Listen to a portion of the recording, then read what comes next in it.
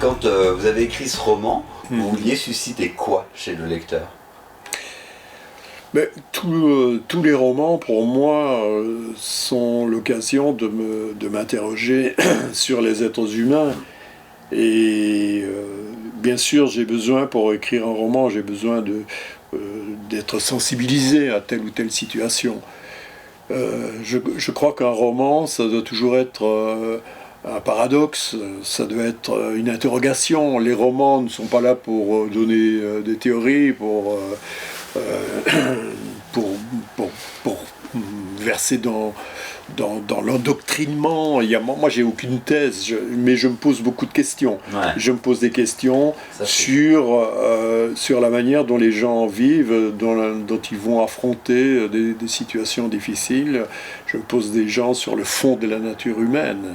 Voilà, c'est l'occasion.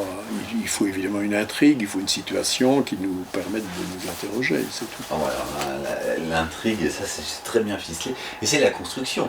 Il y a un travail incroyable de construction, parce qu'au fur et à mesure que vous tirez les fils, vous en tant que créateur, auteur du roman, nous lecteurs, et on découvre un personnage, et on découvre un autre personnage, et on découvre un autre personnage. Et à un moment donné, je me dis, ouh là là là là, il y a plein de personnages, et j'arrive à les suivre, je ne les mélange pas, et ça c'est quand même une force, parce que si, bon alors vous en avez écrit beaucoup aujourd'hui des romans, mais quand même, si vous ne maîtrisez pas ça, votre projet est par terre. Oui, il y a quelques personnages, mais je pense que chaque personnage a un profil bien déterminé. Je crois qu'on arrive à le sauver, on arrive à le suivre assez facilement. C'est exactement ça, mais derrière ce personnage, obligatoirement, il y en a quelques-uns qui arrivent. Oui, parce que... C'est ça que je veux dire. Dès le moment où vous créez un personnage, vous avez besoin d'un personnage pour raconter votre histoire. Automatiquement, autour de ce personnage, il y a un monde qui se met en place. Voilà. Un personnage n'est jamais isolé, il a sa famille, il a son histoire, il a son passé, et tout ça, bien sûr, dans des moments dramatiques, je crois que tout cela a tendance à se ramasser. On suit dans le roman, évidemment, l'un des personnages dont on va très rapidement apprendre, ce n'est pas du tout un secret, je crois qu'on peut le dire tout de suite parce que ça arrive très rapidement dans le roman. On comprend que cette jeune fille a été prise en stop par quelqu'un qui est là, mais on ne sait pas très bien ce qu'il en a fait, ce qui est arrivé. C'est donc quelqu'un dont la vie, le passé, ses propres rapports avec sa famille. Il a une fille, lui aussi, avec laquelle il a eu des difficultés. Tout ça va petit à petit faire surface, bien sûr. Armen Job, en son absence, nous sommes dans une fiction, et pourtant, ça sonne très vrai. Oui, j'ai essayé, bien sûr, de me rapprocher du mieux que je pouvais de situations réelles. C'est la raison pour laquelle, évidemment, je me suis intéressé à la manière dont la police travaille dans ce genre de circonstances, avec parfois un processus qui peut nous étonner, mais... Voilà, par exemple, la police va fouiller la maison de la mère. On part toujours sur l'hypothèse d'une fugue plutôt que d'un enlèvement. Il y a un travail qui se fait derrière tout cela qui me paraissait tout à fait intéressant. J'ai essayé, bien sûr, de raconter une histoire au plus près de la réalité des processus policiers. Pour rester au plus près de la réalité par rapport à une réponse que vous m'avez donnée au cours de l'entretien, vous parliez de la méchanceté tout à l'heure des gens, et on sent qu'effectivement, dans votre bouquin, là, le malheur attise les passions, oui. A un vrai sens.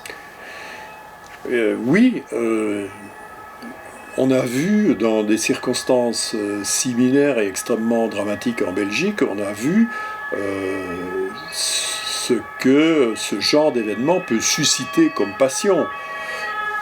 Bien sûr, ces événements suscitent de la générosité, mais ils peuvent aussi ranimer des passions qui sont plutôt effrayantes. Vous avez toutes ces comités qui se mettent en place aussitôt qu'il y a ce genre d'événement. On va créer un comité parce que comme la fille a disparu dans des événements qui sont apparemment liés avec le bus scolaire, eh bien voilà, tout de suite on va crier nos enfants ne sont plus en sécurité dans les bus scolaires. Il y a d'ailleurs un chauffeur de bus dans le village, mais qu'est-ce qu'il nous cache cet homme? On va créer un comité prétendument de soutien à la famille, mais qui est simplement pour beaucoup de personnes l'occasion de sortir de la haine et de la violence. Je voudrais pas déraper dans l'entretien, mais nos politiques font ça. Peut-être, oui, mais bon. Non mais finalement, juste pour les ramener à leurs conditions d'humains, j'ai l'impression que c'est les êtres humains qui sont comme ça, c'est ce que vous décrivez dans votre bouquin. Oui, moi je pense qu'il y a des gens qui se frottent les mains dès qu'il y a un malheur. Parce qu'on récupère le malheur et c'est une occasion pour ces gens de se mettre eux-mêmes en valeur. Finalement, ils ne sont pas tellement émus par le malheur.